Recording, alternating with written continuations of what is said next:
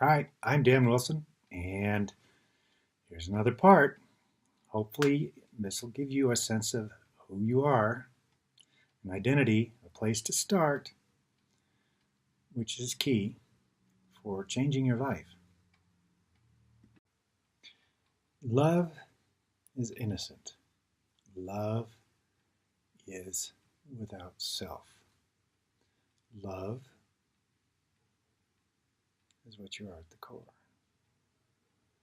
But you had to create the opposite in order to experience you. In order to really experience you, you had to be the opposite. But how long did you have to be the opposite? Well, nobody's telling you how long you have to be the opposite. Nobody's telling you what you are. Everybody's believing that they're their mind.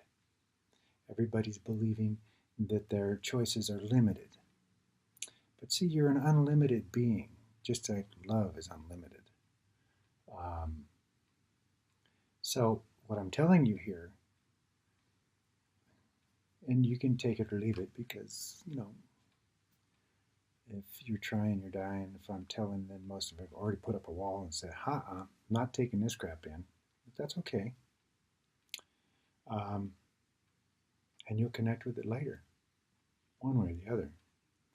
But if love is innocent, love is like a child before he realizes that, okay, I'm not responding the same as everybody else, so I must be wrong. I'm going to have to change. Huh, imagine that. I'm wrong. Yeah. Why? Because I'm innocent. And the world around us, when you look at it, there's not very much real innocence or love out there, or it doesn't seem to be anyway. Not that we can see. Um, the term love is abused. It's used in all kinds of different things. When really you're saying, I like. But how do you exaggerate the likeness of what you like? Oh, it's love. Well, love is basically know you. And before you hit a certain age, there was no you. Life was grand. Life was exciting.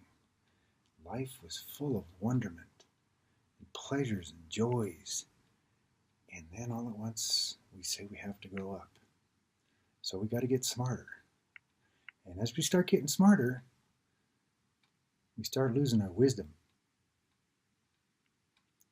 Yes, the wisdom to be all you can be because you're limitless.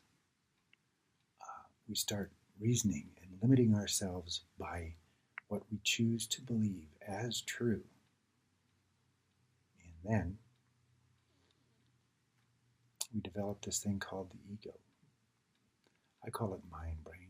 You call it ego. But it's the stopper to all the possibilities that there are. It's the one thing that says, well, you can't do that. And there's nothing you can't do.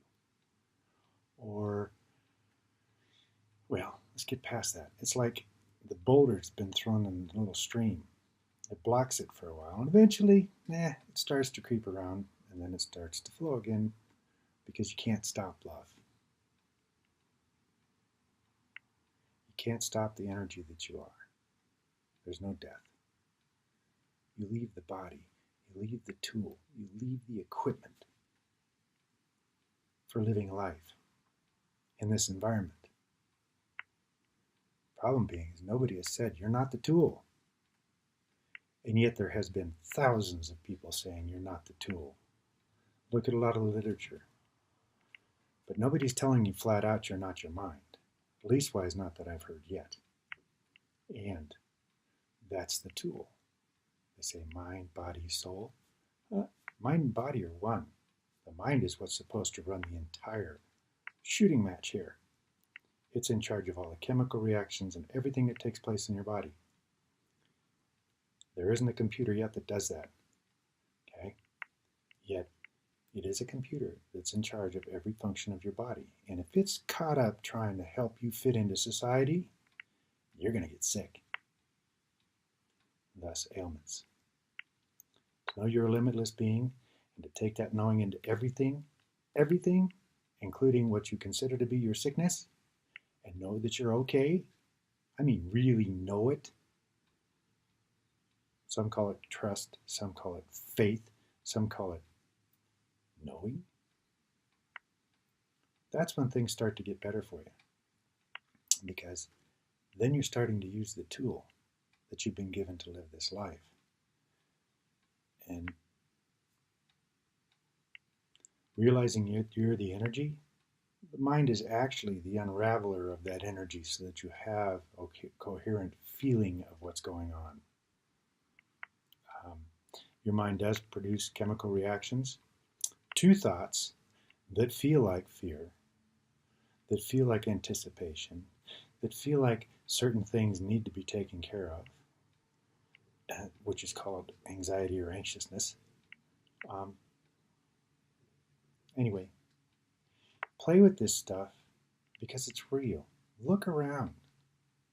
It's real. People out there are saying the same thing, but for some ungodly reason, nobody's telling you you're not your mind. You're the energy that gives it life, and you are the energy that's choosing from what thought to react. Anyway, my name's Dan Wilson, and we're going to continue doing this. It doesn't cost you anything, and hopefully it's helpful. Till next time, be well.